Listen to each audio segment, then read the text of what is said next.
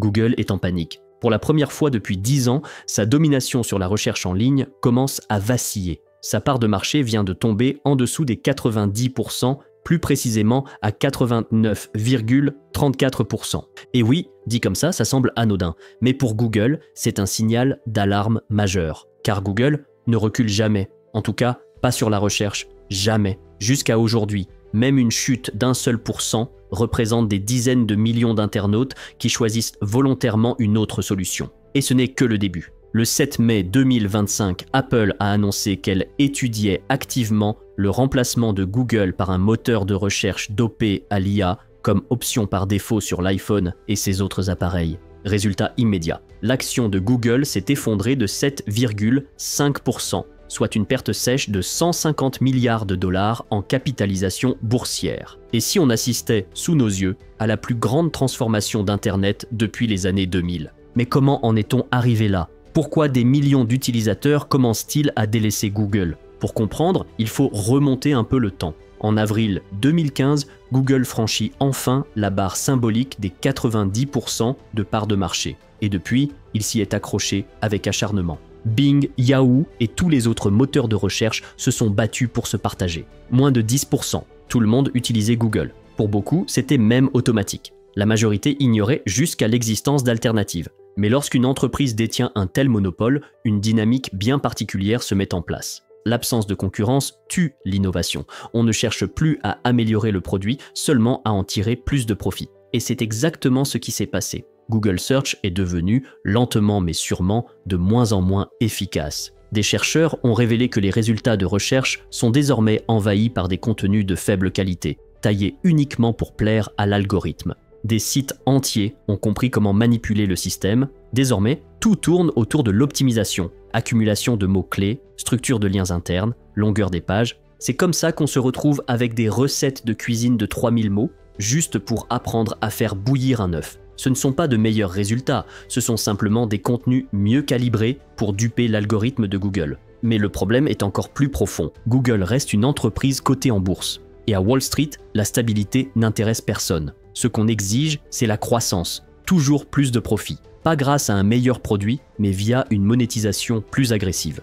À l'intérieur même de Google, une tension s'installe. D'un côté, les équipes produits soucieuses d'améliorer l'expérience utilisateur, de l'autre, les équipes pub, obsédées par les revenus. Et malheureusement, on devine tous qui a gagné. Le moteur de recherche de Google est devenu de plus en plus envahi par la publicité, et objectivement, de moins en moins bon. Tu n'y crois pas? Alors écoute plutôt les anciens employés de Google eux-mêmes. Ben Gomes, ancien responsable de la recherche chez Google, écrivait dans un email interne « Je pense que nous nous rapprochons trop de l'argent. C'est bien d'aspirer à plus de requêtes et à davantage d'utilisateurs. Mais je pense que notre implication dans la publicité nuit au produit et à l'entreprise. » Même son de cloche du côté de l'ancien vice-président de l'ingénierie en charge de Search et Discover. Selon lui, les financiers courent comme des poules sans tête. Je suppose que la belle époque est finie et que c'est la première fois qu'ils doivent comprendre comment notre business fonctionne réellement. Pour situer le contexte, en 2019, Google avait déclaré un code jaune de peur de ne pas atteindre ses objectifs de revenus ce trimestre-là.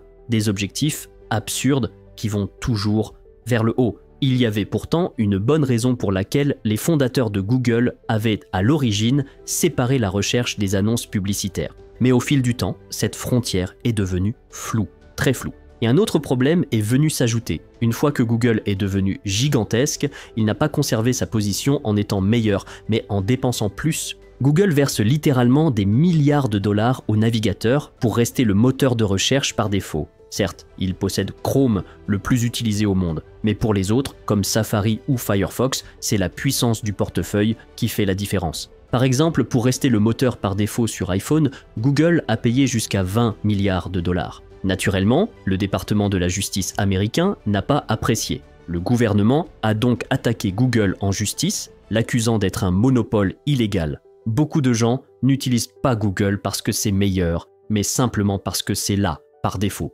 Certains ignorent même que d'autres moteurs existent. Un juge fédéral américain a été très clair, Google s'est volontairement engagé dans une série d'agissements anticoncurrentiels pour acquérir et conserver un pouvoir monopolistique sur les marchés des serveurs publicitaires et des échanges publicitaires pour le web ouvert. Et c'est précisément là que nous en sommes aujourd'hui. l'obsession de Google à préserver son monopole, au lieu d'améliorer son produit, commence à se retourner contre lui. En septembre 2024, Google détenait encore 90% de parts de marché. Mais dès octobre, ce chiffre est tombé à 89,34%.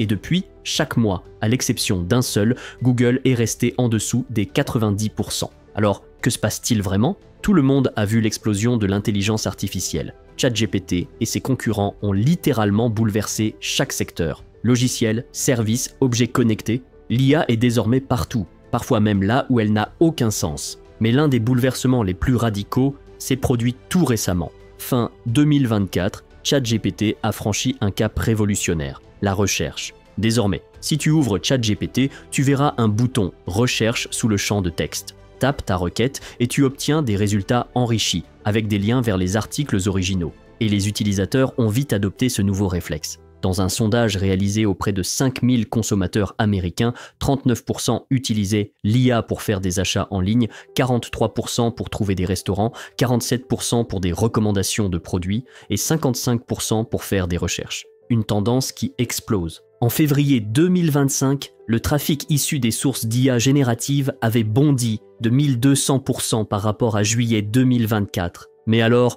pourquoi l'IA ? Qu'est-ce qu'elle apporte de plus qu'une recherche Google classique ? Commençons par l'évidence. Avec l'IA, plus besoin de scroller pendant des heures à travers 4 publicités, 3 liens sponsorisés et des pages entières de contenu inutile. Ce n'est peut-être pas aussi instantané que Google, mais c'est bien plus rapide dans les faits. Tu obtiens directement ce qui est vraiment utile, pas ce qu'un annonceur a payé pour que tu vois. Et ça, c'est déjà énorme. Mais ce n'est que la surface. La vraie différence entre une IA comme ChatGPT ou Perplexity et un moteur de recherche traditionnel, c'est le contexte. Google repose sur des requêtes basées sur des mots-clés car son système est conçu pour la vitesse et l'échelle. Des milliards de recherches traitées à partir de milliards de pages web. Pour trouver ce qu'on cherche, il faut deviner les bons mots et faire le tri dans un océan de bruit. Mais une intelligence artificielle, elle, fonctionne autrement. Elle comprend le langage naturel et surtout le contexte. Imaginons, tu galères avec un souci technique, mais t'es pas un pro. Tu veux de l'aide, sans jargon compliqué. Avec une IA, tu peux expliquer précisément ce que tu vis. Mon deuxième écran clignote aléatoirement depuis que j'ai changé le câble pour un DisplayPort. J'ai déjà mis à jour les pilotes et vérifié la fréquence d'affichage. L'intelligence artificielle comprend ce que tu as déjà tenté, élimine les solutions inutiles et peut même poser des questions complémentaires pour affiner le diagnostic. Avec Google, ce même problème t'amènerait à une série d'articles génériques du type « Comment réparer un écran qui clignote ?» sans tenir compte de ton cas précis. Et tu serais bon pour fouiller encore et encore, jusqu'à tomber peut-être sur une solution pertinente. Et si tu ne connais pas les bons mots-clés, ou que tu ne sais pas exactement ce qui se passe, tant pis pour toi, soyons clairs. Il ne s'agit pas de faire l'éloge aveugle de l'IA, il y a des défauts, bien sûr. Parfois, elle donne de mauvaises infos, parfois elle tourne en rond. Mais une chose est sûre, l'IA fait déjà beaucoup mieux que les moteurs de recherche traditionnels sur plusieurs points. Et surtout, c'est la première alternative sérieuse à Google depuis plus de 10 ans, et ça pourrait bien être une bonne chose. Les statistiques parlent d'elles-mêmes. Les utilisateurs redirigés par la recherche via IA passent 8% de temps en plus sur les sites, consultent 12% de pages supplémentaires et affichent un taux de rebond inférieur de 23% par rapport à ceux venus via les moteurs de recherche classiques. Pourquoi ? Parce que les sources proposées par l'IA sont souvent plus pertinentes. Tu trouves ce que tu cherches plus vite, tu restes plus longtemps, au lieu d'ouvrir un lien Google, de repartir aussitôt, puis de recommencer. C'est là que se trouve l'origine de cette baisse de part de marché pour Google. Et oui, Google commence à paniquer. Tu n'es toujours pas convaincu que Google est en panique ? Alors écoute ce que disent ses propres employés. Scott Jensen, vétéran de 16 ans chez Google et ancien chef de produit, a expliqué « Les projets IA sur lesquels je travaillais étaient mal orientés, poussés par une panique absurde. Tant qu'il y avait IA dans le titre, ça devait être génial. » Et il ajoute « Cette myopie n'est pas dictée par les besoins des utilisateurs, c'est une panique froide, une peur claire de se faire dépasser. Google se fait larguer et ça les terrifie. Alors qu'ont-ils fait ? Google s'est mis à trébucher de toutes parts dans sa course à l'IA. Il y a d'abord eu l'échec de Bard qui a présenté des faits erronés dans sa propre campagne de marketing. Puis est venu Gemini qui a raté son tout premier lancement. Google a voulu aller vite. Trop vite. Ils ont intégré Gemini dans le moteur de recherche pour fournir des réponses instantanées tout en haut des résultats. Mais le système n'était pas prêt. Résultat, On a vu Gemini recommander d'ajouter de la colle sur une pizza, ou encore suggérer de manger une petite pierre par jour, expliquant que les roches sont une source de vitamines et de minéraux. Après ces scandales, Google a dû retirer temporairement Gemini, le temps de corriger les bugs. Mais le mal était fait, la maison mère, Alphabet, a vu 70 milliards de dollars s'envoler en bourse. Depuis, Google a tenté de rattraper le temps perdu en augmentant massivement ses dépenses en IA. Lors de la présentation des résultats du premier trimestre, Alphabet a annoncé une hausse de 43% de ses investissements dans l'intelligence artificielle,